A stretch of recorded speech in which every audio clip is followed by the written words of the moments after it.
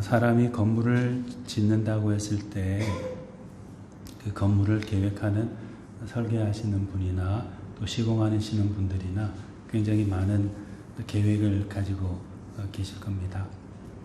어떻게 하면은 바르게 또 공정 내에 좋은 멋진 건물을 만들어낼 수 있을까, 이런 데 관심을 많이 가지고 또 자기뿐만 아니라 그런 공정에 필요한 전문가들을 모셔오기도 하고 같이 의논하면서 계획한 그 설계도대로 건물을 지어 나가려고 합니다. 근데 건물을 짓는 것과 마찬가지로 하나님의 교회라든지 또 우리 신앙생활, 그것도 하나의 신앙 작품을 건물처럼 만들어가는 과정이라고도 할 수 있겠습니다. 어떤 마음으로 교회를 세워나가는가, 어떤 마음으로 교회를 섬기고자 하는가, 또 신앙생활을 유지하고 지탱시키고 강화하고자 하는가, 그런 것들이 마치 물리적으로 보이는 그 건물을 짓는 과정하고 좀 흡사한 면이 있는 것 같습니다. 우리 교회 그리고 신앙생활을 든든하게 유지하고 지탱시켜야 될 여러 가지 많은 요소들이 있을 것 같아요. 그 가운데서 우리 성도님들과 몇 가지 말씀을 나눠보려고 합니다.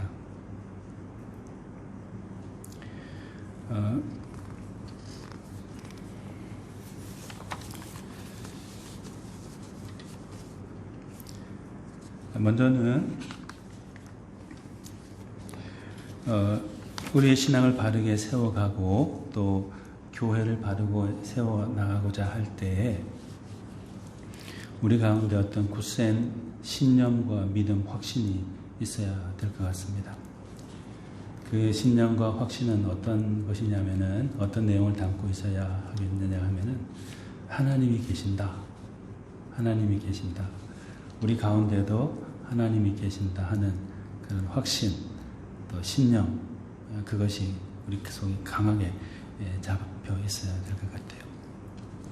하나님을 일컫는 이름 가운데 여러 이름들이 있는데 그 중에 여호와 삼마라는 것이 있습니다. 이 삼마라고 할 때 이 삼이라는 것은 거기에, 그곳에, 그때라는 그런 의미를 포함하고 있다고 해요. 근데 여호와 삼마, 하나님은 보이지 않지만은 우리 눈에 대개는 보이지 않잖아요. 그렇지만은 하나님은 당신을 사모하는 그 신앙 공동체, 또 그 교회 공동체 내에 반드시 계신다. 그곳에 계신다. 여기에 계신다. 우리가 있는 바로 그 자리에 계신다 하는 그 고백이 바로 여호와 삼마라는 하나님의 이름을 부를 때 사용하는 것입니다. 주변의 환경이 아무리 힘들고 어렵다 하더라도 여호와 삼마, 하나님께서 바로 지금 이 자리에 나의 가운데, 우리 가운데 계시다 하는 이런 굳센 믿음만 있다면은 흔들리지는 않겠죠. 흔들려고 하는 많은 외적인 요소들, 안팎의 요소들이 방해물들이 다가오겠지만은 하나님은 여기 계신다. 바로 우리가 있는 이곳에 계신다 하는 그런 확신이 있기 때문에 자신의 그 믿음을 유지할 수 있고 또 그 교회를 잘 지켜낼 수 있게 되는 것이죠.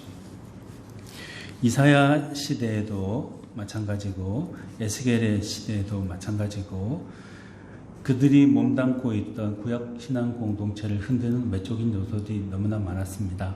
특히나 강대국에 의한 침입, 아수르, 조금 뒤에는 바벨론, 좀 더 앞으로는 애국, 이런 여러 주변에 있는 부족들, 국가들이 그 신앙 공동체로 형성되어 있는 이스라엘을 무너뜨리려고 했습니다. 외적인 것만 바라보면은 사람밖에 안 보이잖아요. 사람도 좋은 사람이 아니고 우리를 돕고 그들을 돕고 또 사랑해주는 그런 사람이 아니고 죽이려 드는, 무너뜨리려고 하는 외적들이기 때문에 그것만 보면은 마음이 너무 많이 아프고 힘을 잃어줄 수밖에 없을 것입니다.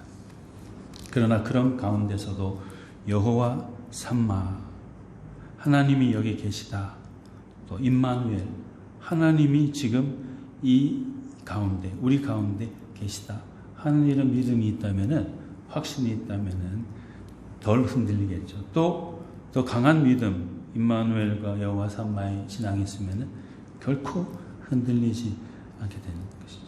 그게 바로 반석 위에 세워진 교회이고, 반석 같은 믿음을 가진 그리스도인 교회 공동체 이론이 되어가는 거라고 할 수 있겠습니다. 북이스라엘에 존재했을 때 아수르 제국에 의해서 얼마나 많은 침략을 받고 있었는지 몰라요. 남유다도 아수르에 의해서 함락당할 위기를 너무나도 많이 당했습니다. 안팎으로 우상숭배가 횡행하고 영적인 기근이 몰려들어 있고, 그런 것 속에 사람들은 영적으로 쓰러져 가고 있고, 얼마나 마음이 아팠겠습니까?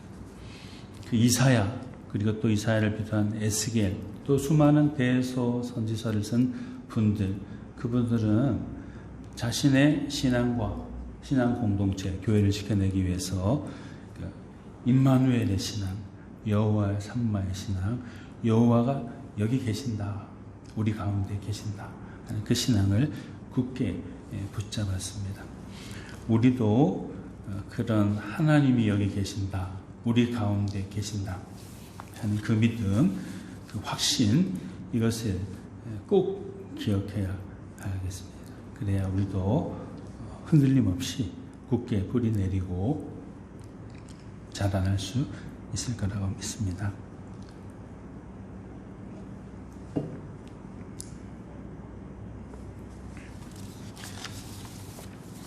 그리고 우리가 교회와 건강한 신앙생활을 유지하고 지탱해 나가기 위해서는 서로에 대한 사랑을 그치지 않는 것이 또 필요하리라고 봅니다. 신앙이란 것은 다 개인적인 것이죠. 주관적인 것이고 개인적인 것입니다. 다른 사람이 책임져 줄 수 있는 부분이 아니에요. 내가 잘 믿는다고 해서 그 사람의 믿음이 갑자기 성장하고, 내가 잘 믿어준다고 해가지고 그 사람이 예수님을 더 잘 알게 되고 구원받는 거 아니죠. 개인적인 것입니다. 그러나 그 힘들어하고 어려워하는 사람들에게 도움을 줄 수 있는 방법이 있어요. 그건 사랑하는 것도 사랑하는 거. 그 사람의 영적인 필요를 민감하게 캐치하고 그를 위해서 중보기도 해주고, 그를 격려해주고, 그를 사랑해주는 것이 그를 살리는 길이고, 교회와 건강한 생활, 신앙생활을 유지해 나갈 수 있는 비결이라고 할 수 있겠습니다. 서로 돌아보아서 무엇을 아파하는지 같이 공감 느껴주고, 또 어루만져주고, 그가 필요로 하는 부분을 채워주고자 하는 그 사랑의 손길과 나눔이 있을 때, 움직임이 있을 때, 그 개인도 또 상대도, 그들이 속해 있는 공동체도 무너지지 않을 수 있는 것이죠. 다른 것 다 없어지고 메말라도 사랑만 가지고 있으면 희망이 있습니다. 사랑이 가장 큰 파워를 가지고 있기 때문에, 특히나 하나님을 향한 사랑, 그리스도를 통한 형제를 위한 사랑, 그것만이 있으면은 되살아날 가능성이 얼마든지 나의 안에, 내가 속해 있는 그 공동체 안에 있게 되는 것이죠. 그래서 사랑으로 서로 섬기며 돌아보고 허물을 덮어주고 따스하게 품어주는 모습 가운데서 나도 살고 나를 통해 다른 사람도 사는 그런 선한 역사들이 우리 가운데 있어야 되겠습니다. 우리 고린도전서 13장 잘 아시죠? 아무리 많은 방언과 천사의 말을 해도 사랑이 없으면 소리나는 구리와 꽹과리, 우리는 꽹과리밖에 되지 않는다 했어요. 예언하는 능력이 있고 모든 비밀과 모든 지식을 알고 산을 옮길 만한 믿음이 있어도 사랑이 없으면 아무것도 아니다 했습니다.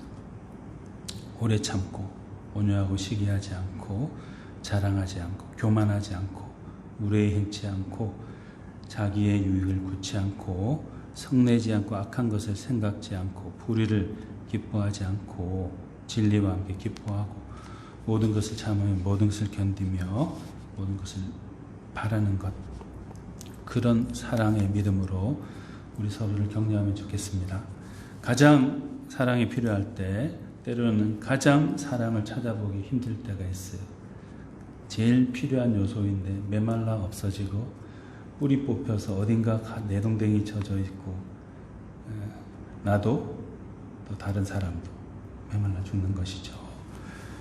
힘들고 어려울 때일수록 사랑으로 서로 돌아보고 허물을 덮어주고 동고동락하는 그런 우리 되어서 우리 가운데 하나님의 큰 사랑의 나라가 더 훌륭하게 이루어지도록 하면 좋겠습니다.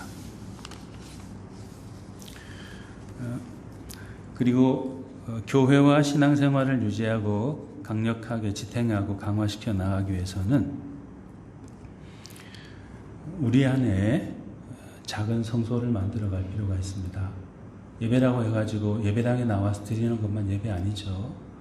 또 기도한다 그래가지고 큰 소리로 부르짖으면서 오랜 시간 기도한다고 그게 좋은 기도만은 아닌 것만은 아닙니다. 도리어 소박하지만은 자기 속에서 하나님을 만날 수 있는 그 내적인 자리를 마련하고 그분을 찾기에 즐겨하면서 때로는 침묵으로 기도드리는 것, 그런 영적인 삶이 있을 때 자기 안에 성소를 마련하고 그 성소 안에서 주님을 가까이 하고자 하는 노력이 있을 때 그 교회와 신앙 공동체는 살아날 수 있는 것이죠.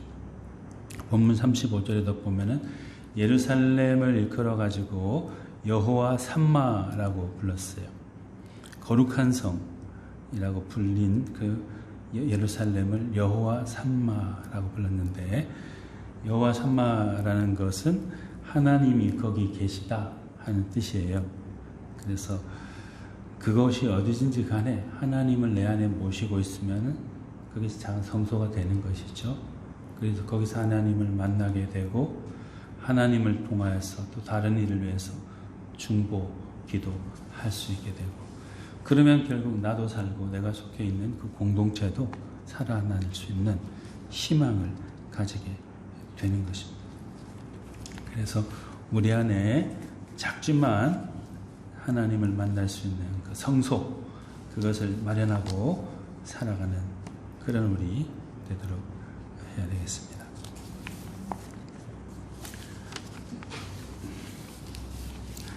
그리고 또 교회와 신앙생활을 유지하고 지탱하고 강화해 나가기 위해서 필요한 것들이 많이 있을 것입니다.